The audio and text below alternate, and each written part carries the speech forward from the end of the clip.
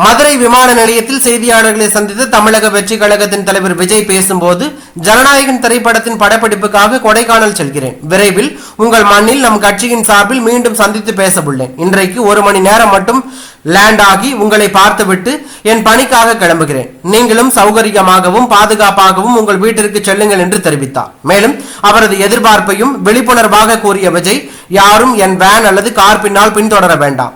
பைக்கில் வேகமாக ஓடுவது, இடையில் நின்று செல்ஃபி எடுப்பது, தலைக்கவசமின்றி வருவது மனதிற்கு பதற்றத்தை ஏற்படுத்தும். தயவு செய்து இவ்வாறு நடந்து கொள்ள வேண்டாம் என்று அவர் கூறியும் பின்தொடர்ந்து சென்றதால் தற்போது அரசியல் வட்டாரத்தில் பெரும் பரபரப்பையும் அதிர்ச்சியும் ஏற்படுத்தி உள்ளது.